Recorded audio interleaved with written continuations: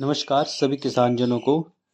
आगामी खरीफ फसल 2026 के लिए सभी कृषि वैज्ञानिक आईसीआर, केवीके तथा कृषि विभाग के अधिकारियों द्वारा एक जागरूक अभियान चलाया जाएगा, खेत बचाओ अभियान, जो कि 1 जून से लेकर 30 जून तक चलेगा।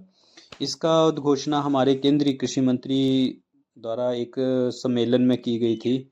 और इसका जो मुख्य उद्देश्य है वो अ, जो हमारे रासायनिक खादों उनका सही इस्तेमाल है।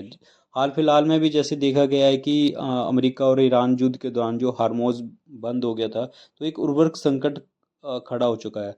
और दूसरा, जैसे हमारी मिट्टी का स्वास्थ्य भी दिन प्रतिदिन गिरता जा रहा है और लागत खर्चा हमारा जो बढ़ता जा रहा है।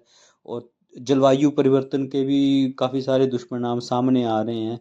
तो इन सब का एक कैसे हम अपनी खेती में अपने लागत खर्चे को घटाएं और जलवायु परिवर्तन को ध्यान में रखते हुए कौन कौन सी फसलें लगाएं, तो ये सारा एक जानकारी दी जाएगी।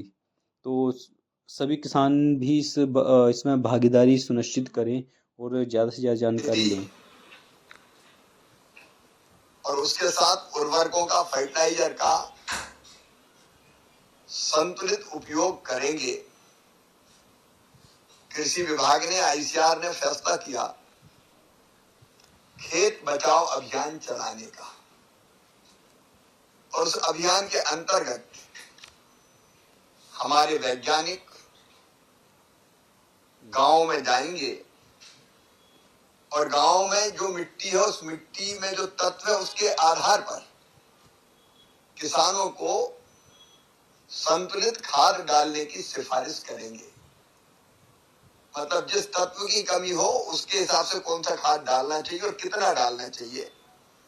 कई बार वो अनावश्यक डाला जाता है क्योंकि हम खाद भी इंपोर्ट करते हैं। इसके लिए एक अभियान ही चलेगा।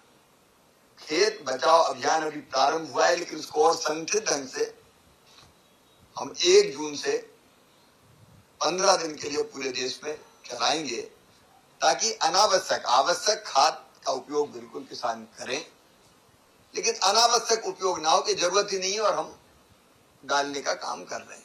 केंद्रीय मंत्री शिवराज सिंह चौहान ने बैठक में स्पष्ट किया कि अभियान का मुख्य फोकस रासायनिक उर्वरकों के असंतुलित उपयोग को कम करना है। मृदा